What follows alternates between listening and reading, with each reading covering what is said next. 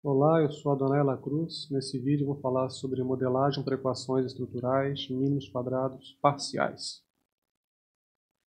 Bom, primeiro eu vou falar sobre modelagem de equação estrutural, né? O que é, para que serve. Acho que por meio de um exemplo ficaria mais fácil. Se a gente pensar que, por exemplo, aqui essa variável CSOR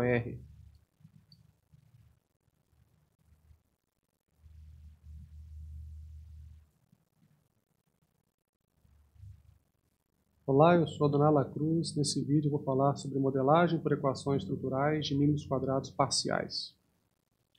Inicialmente, eu quero falar sobre modelagem por equações estruturais, né? Acho que por meio de um exemplo vai ficar mais fácil explicar quando a gente usa isso, né? Se eu tenho aqui, por exemplo, a responsabilidade social corporativa, recebendo aqui setas de outras variáveis de 1 até 5. Isso aqui pode ser, né, a representação de uma regressão múltipla, né? Muitas variáveis jogando impacto por uma variável dependente. Isso aqui, então, uma regressão linear, sim, múltipla, por exemplo, a regressão linear múltipla poderia dar conta de resolver. Só que, se essa variável for, na verdade, uma variável latente, ou seja, uma variável não observada, que está sendo mensurada por meio dessas variáveis aqui, eu já passo a ter um esquema de variáveis latentes, ou seja, variáveis não observadas diretamente, e aí a modelagem de equações estruturais pode se ocupar disso. Nesse esquema aqui, por exemplo, a gente tem a responsabilidade social corporativa, a atratividade, impactando a competência. Tá?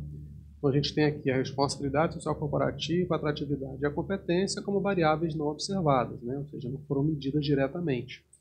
E aí elas foram, na verdade, medidas por meio de variáveis observadas, de variáveis manifestas, nesse caso aqui 5 variáveis, nesse caso 3 e nesse caso 3. Tá? Veja que aqui eu tenho setas, então, jogando para das variáveis observadas, né, jogando para a variável não observada. Então, tem aqui, a gente vai falar sobre isso mais para frente, o modelo formativo. E aqui eu já tenho a variável observada jogando para a variável não observada, eu teria então o modelo reflexivo. Né? Em termos de modelagem por equações estruturais, a variável latente sendo refletida pelas variáveis manifestas ou indicadores ou itens. Então aqui a variável latente ou construto sendo formada pelas variáveis manifestas, indicadores ou itens. Então sempre que eu tenho essas relações de variáveis latentes, a modelagem por equações estruturais poderia resolver. Agora, se isso aqui não fosse uma variável latente, isso aqui também não, e também nós teríamos, né, uma regressão múltipla. Agora, e se o esquema fosse esse, com essa seta aqui? Aí já ficou um pouco mais difícil de modelar dentro de regressão. Aqui, na verdade, precisaria haver um sistema de regressão. E é exatamente isso que a modelagem por equações estruturais faz. Ela faz uma primeira parte, que é identificar essa estrutura aqui, né, ou seja, essa estrutura latente, e depois ela faz esse sistema de equações para poder processar o modelo de caminhos. Tá? Então, nessas circunstâncias, a modelagem por equações estruturais é adequada. E existem duas abordagens para modelagens por equações estruturais. Uma modelagem que é o CB100, que é baseada em covariância, e outra que é o PLS100, que é o que a gente vai desenvolver aqui no vídeo, que é de mínimos quadrados parciais. Também você encontra na literatura PLS-PM, né, de caminho, né, de modelo de caminho. Agora, quando usar uma ou quando usar outra? Eu vou tratar disso só agora, depois não vou entrar nessa discussão, vou remeter a um texto, mas só para a gente ter uma ideia geral, nesse texto do Hare, Matthews e Sardet, de 2017, ele faz aqui recomendações em termos de método, né, sobre os tipos de análise que estão sendo desenvolvidos, quando ambos os métodos se ocupam disso, quando apenas CB ou quando apenas PLS-100. Queria trazer aqui, na verdade, que o PLS-100 é apropriado quando o objetivo da pesquisa é explorar, né, ou desenvolver a teoria está pouco desenvolvida e você quer fazer, então, portanto, um estudo exploratório em relação à teoria. Por outro lado, se você tem o objetivo de de confirmar a teoria, aí você está tratando especificamente de CB100. Aqui também traz, né, o objetivo de predição para o PLS, mas acredito que para a predição não seja tão bom. Tem modelos, por exemplo, de redes neurais artificiais que desempenham melhor em termos de modelagem por equações estruturais, trazem modelos melhores de predição. Existem aqui outras características, depois eu vou remeter ao texto para quem quiser avançar nessa discussão entre PLS e CB, poder fazer. Uma questão importante aqui é por que o objetivo aqui de explicar a teoria e aqui de explorar a teoria. Isso tem a ver com a matemática por trás dos modelos, né? Uma das questões é que o PLS ele também é conhecido como abordagem de variável composta, porque ele trabalha no procedimento de identificar aquela variável latente. Ele trabalha com análise de componentes principais, então ele leva em consideração a variância comum, mas também a variância específica, a variância de erro ao fazer isso. Então ela não é um traço latente, na verdade essa variável é uma proxy daquilo que você quer medir. Ao passo que CB, não, ela não trabalha com componentes principais, ela trabalha com fatores comuns. Então ela trabalha apenas com aquela variância que é comum entre as variáveis manifestas acerca daquela variável latente. Aí você tem um traço latente, você deixa de ter uma proxy, mas passa a ter o próprio traço latente daquela variável. Tá? Não vou avançar muito nisso, mas só para poder ficar claro então que existem abordagens e que a abordagem CB é adequada para modelos em que você quer confirmar a teoria e abordagens PLS para você explorar a teoria. Tá? Uma outra questão é que em modelos reflexivos, né? A gente vai falar um pouquinho disso mais lá na frente. Ambas as abordagens trabalham, mas em modelos formativos, só o PLS trabalha. Para fazer modelos formativos em CB, você vai trabalhar, na verdade, com outra forma de modelar, que é múltiplo índice, múltiplo indicador. E aí é uma maneira diferente, trabalhando elementos reflexivos e formativos. Tá? Bom, enfim, vamos seguir. Esse aqui, então, é o paper que eu estou fazendo a sugestão, de onde saiu aquele quadro, para que quem queira possa fazer a leitura e avançar nesse conhecimento. Geralmente, quando a gente está pensando em modelagem de equações estruturais, aqui eu já estou falando especificamente da abordagem PLS, a gente vê um gráfico, né, um desenho esquemático. E nesse desenho esquemático, por exemplo, esse aqui, estou trazendo uma figura da obra do Hare, Hilt, Ringel e Sardesht. A gente tem retângulos, elipses e setas unidirecionais. Bom, os retângulos são as variáveis manifestas, ou indicadores ou itens, são sinônimos esses termos. As elipses são variáveis latentes ou construtos, e as setas mostram a relação, tanto entre as variáveis manifestas e a variável latente, quanto entre as próprias variáveis latentes, no que seria aqui a representação da teoria, né, do esquema teórico que está sendo representado. Observe que as setas são unidirecionais, não há, portanto, uma relação de loop aqui, por exemplo, y impacta y1 impacta y3, y3 impacta y1, isso não é possível em abordagem PLS. E também as variáveis manifestas só podem apontar para uma variável latente, ou seja, eu não posso aqui x3 apontar para y1 e ao mesmo tempo apontar para y2. Então, uma variável manifesta só pode apontar para uma variável latente. Eu preciso ter, cada variável que está no modelo necessariamente tem que estar ligada a uma outra, então não posso ter variável aqui isolada dentro do modelo, e não tenho setas bidirecionais, só tenho setas unidirecionais. Então aqui a gente tem, né, nesse desenho, nesse recorte aqui da figura, o modelo estrutural, ou modelo interno, ou seja, a relação entre as variáveis latentes. Então as setas aqui mostram a relação causal desse esquema teórico que está sendo colocado. Já nesse outro recorte aqui, e nesse aqui também, né, a gente tem as variáveis, o modelo de mensuração ou modelo externo, né, que há então a relação entre as variáveis manifestas e a variável latente. Outra coisa importante aqui é que a gente tem variáveis exógenas e variáveis endógenas, né? Então, a variável exógena é aquela que apenas remete efeito para outra, ou seja, dela sai seta para outra. Então, se a variável não recebe seta, como é o caso de y1 e y2, ela é uma variável exógena. Por outro lado, se a variável recebe seta, que é o caso de y3 e de y4, ela é uma variável endógena. Tá? Então, aqui, diferentemente do modelo de regressão, não se usa variável dependente e independente, mas variáveis exógenas e endógenas. Tá bom? Aqui a gente tem também, então, né, como eu falei, os modelos de mensuração, né, e o próprio modelo estrutural. Então, a mensuração, esse recorte aqui, e o estrutural, esse recorte aqui no meio. As variáveis manifestas, indicadores ou índices, né, como eu coloquei, que são aqui, então, os retângulos. E as variáveis latentes ou construtos, que são as elipses, tá? E também a questão da variável endógena e exógena. Então, aqui nesse slide, eu estou colocando toda a informação associada a essa figura que a gente discutiu. Tá? Uma coisa importante disso aqui é que essa variável latente, né, ela está ligada a outras variáveis. Isso aqui, então, seria um modelo teórico. Né? Então, precisa verificar a validade nomológica, né? Quer dizer, essa variável que está impactando y3, de fato, ela é antecedente, né? Então essa validade nomológica tem que ser pensada. Ao mesmo tempo, essa variável latente aqui, essa e essa, elas são variáveis conceituais, né? Ela não está sendo observada diretamente, você está conceituando essa variável. Então, essa conceituação ela se dá tanto em termos do atributo quanto em termos de foco, né?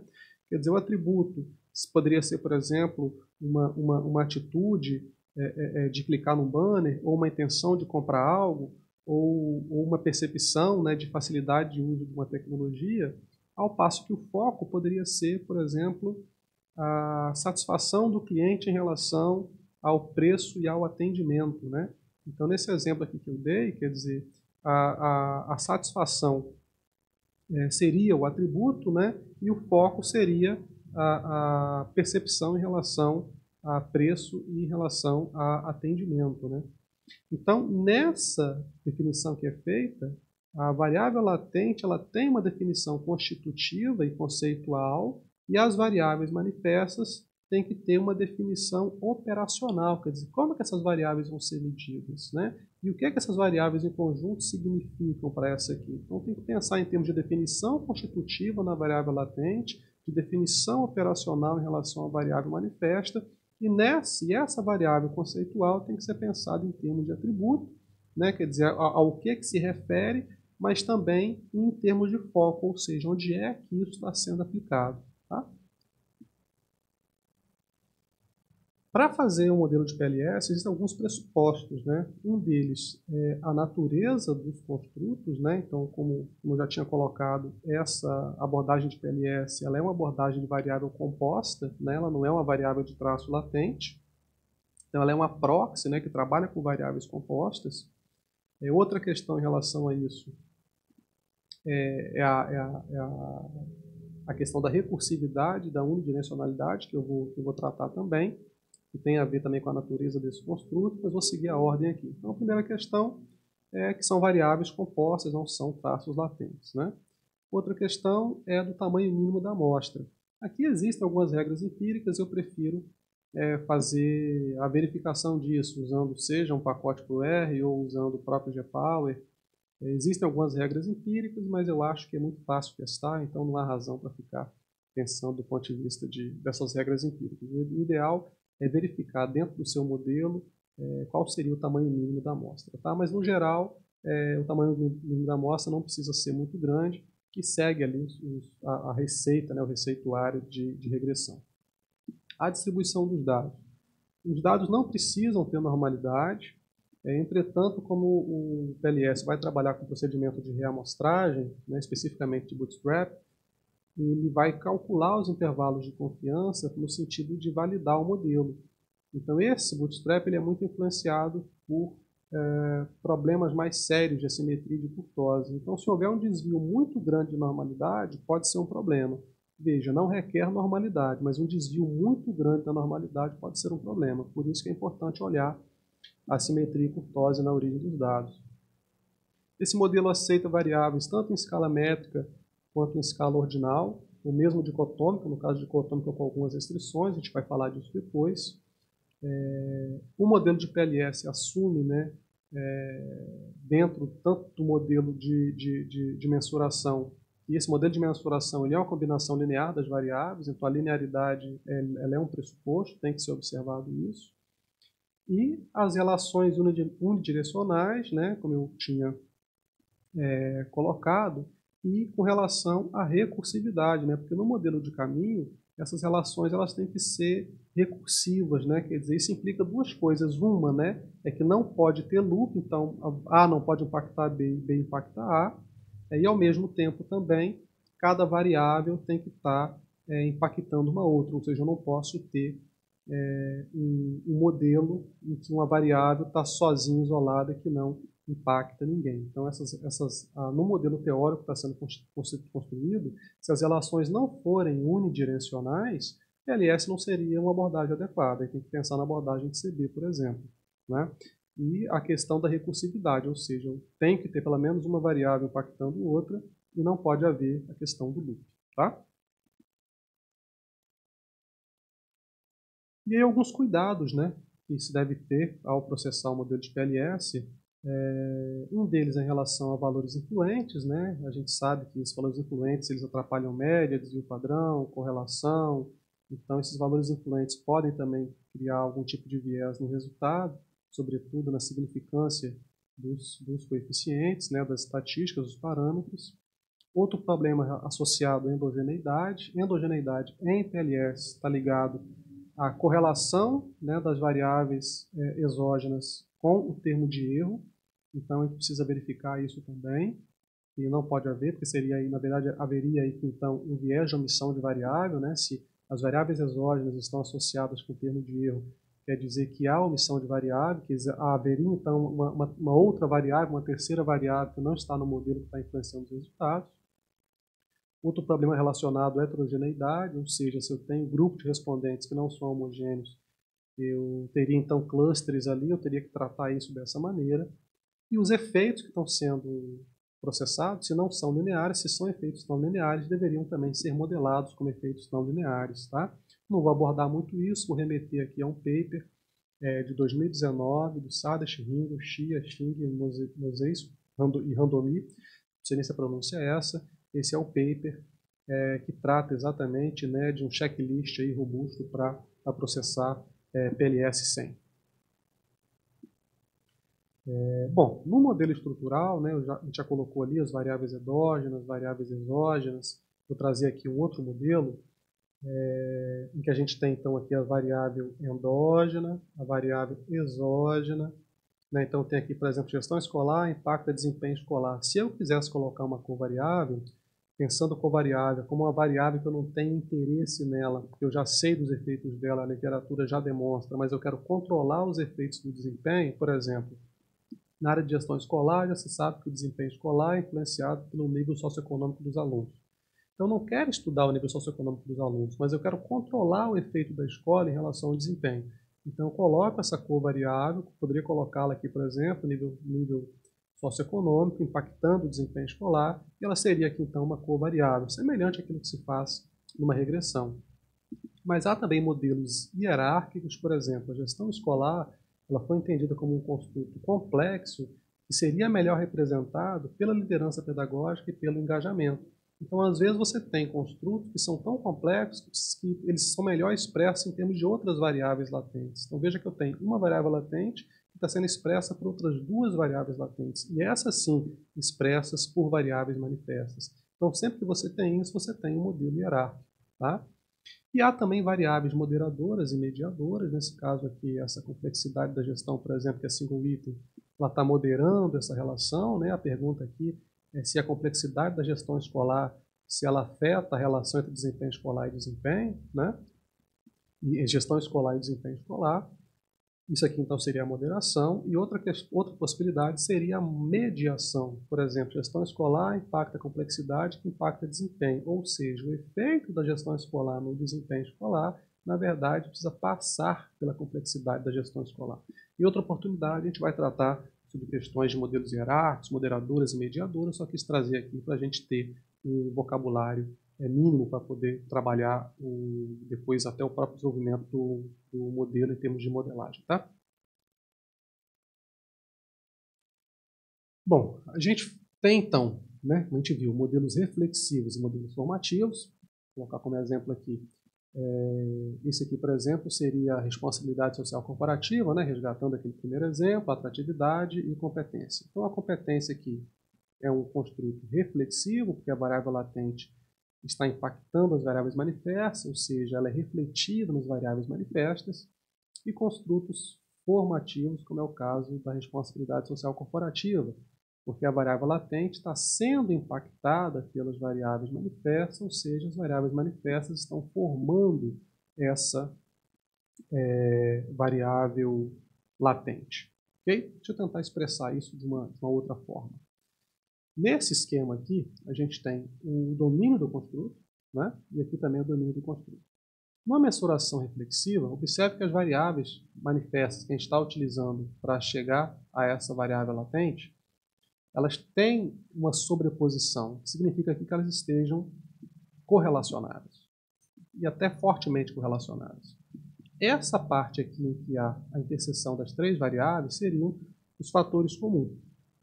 Mas em PLS entra também a variância específica e a variância de erro, portanto trabalha o componente principal.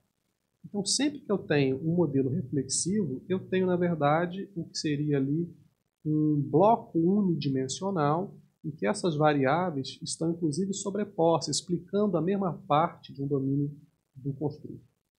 Num modelo, numa mensuração formativa, eu tenho as mesmas três variáveis, mas agora bem menos correlacionadas, de forma que cada variável explica uma parte diferente desse domínio teórico, né, que não abrange esse domínio teórico como um todo. Né? Então, veja, no modelo reflexivo, cada bloco de variáveis, né, no caso dessas três variáveis, elas refletem a variável latente e isso se dá a partir de uma regressão multivariada. Né? Então, veja, aqui eu tenho uma regressão de uma variável dependente para mais de uma independente. Então, é uma regressão multivariada, não é uma regressão múltipla, é uma regressão multivariada, eu tenho uma variável dependente apenas. Já no modelo formativo, ele é então formado por um conjunto de variáveis, mas eu não posso assumir essa unidimensionalidade, pelo contrário, eu não posso ter essa relação de correlação forte entre essas variáveis. Né? E aí ela pode ser medida então, como nesse caso aqui, uma variável dependente e várias variáveis independentes como uma regressão múltipla. Okay? Então aqui eu teria uma regressão multivariada, aqui eu teria regressão múltipla. Então uma forma de pensar isso é exatamente identificar a relação de causalidade, né? Quem é que causa quem. E muitas vezes essa é uma decisão do pesquisador. Não é a variável que vai te dizer se ela é reflexiva ou formativa, mas a maneira como você vai mensurá-la. Por exemplo, a gente tem aqui uma variável que seria a satisfação, Y1. Então, se a resposta fosse, né, eu gostei de ficar nesse hotel, estou pensando em voltar aqui para esse hotel depois, vou recomendar esse hotel para outras pessoas. Perceba, aqui, isso aqui reflete a satisfação, porque ele está falando de coisas que vão ser feitas ainda. Se vão ser feitas ainda, a relação de causalidade é da satisfação para aquilo que vai ser feito. Perceba que a mesma satisfação pode ser medida por meio de outras questões. Se a resposta fosse, eu gostei do serviço, as pessoas são simpáticas, a equipe, né, é simpática, ela é amigável, os quartos estavam limpos. Perceba que nesse caso aqui, o quarto estar limpo, né, a satisfação com o atendimento da equipe que ele teve, a qualidade do serviço que ele percebeu, isso formou a satisfação. Então, primeiro acontece essa variável manifesta para depois acontecer essa variável aqui. Só que, mesmo que a variável seja a mesma, as perguntas não precisam ser diferentes. Olha esse exemplo aqui. Aqui a gente está pensando em poder coercitivo do fornecedor. Tá?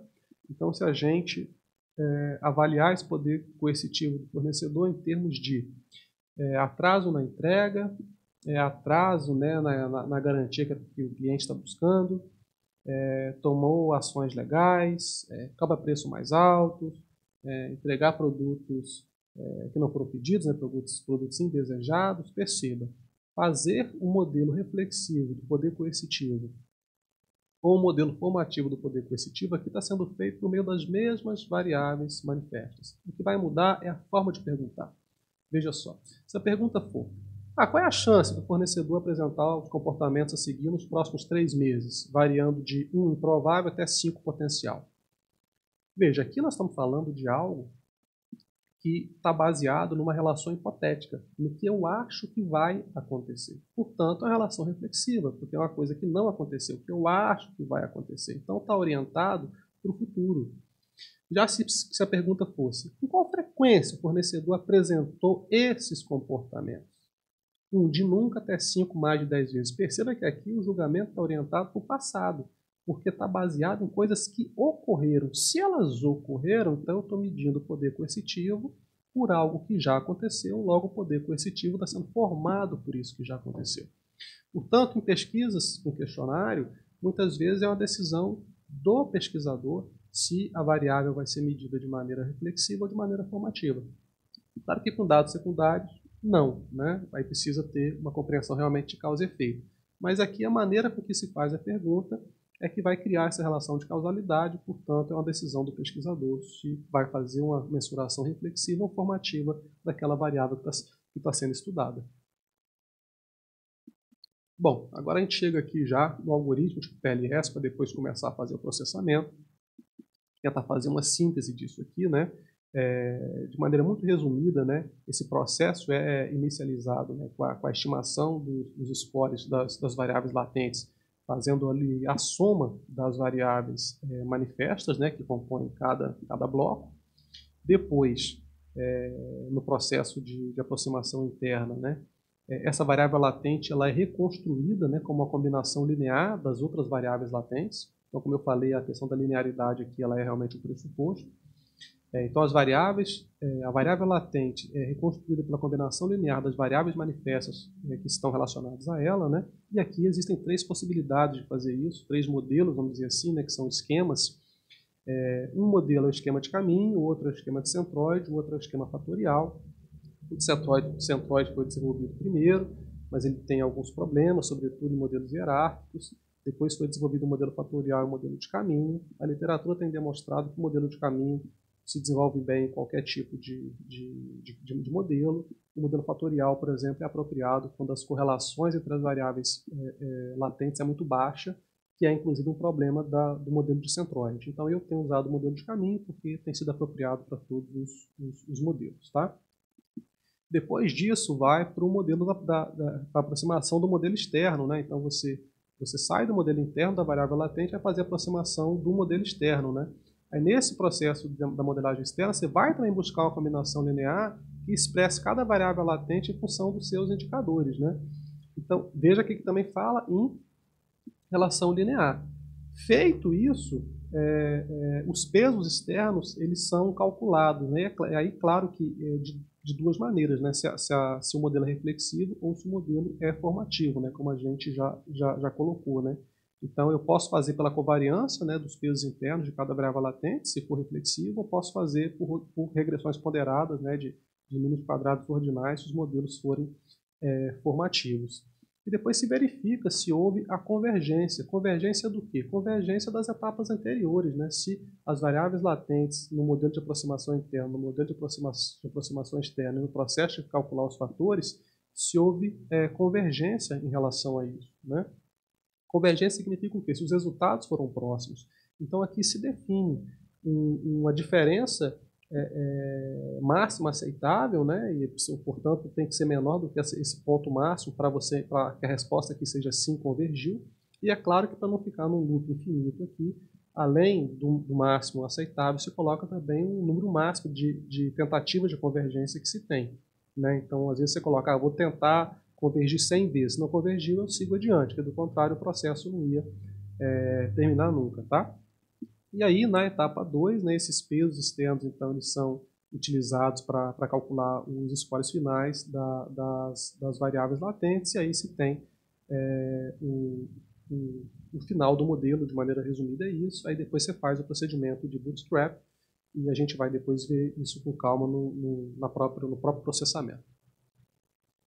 É importante também trazer, né, alguns parâmetros na hora de fazer o processamento, né?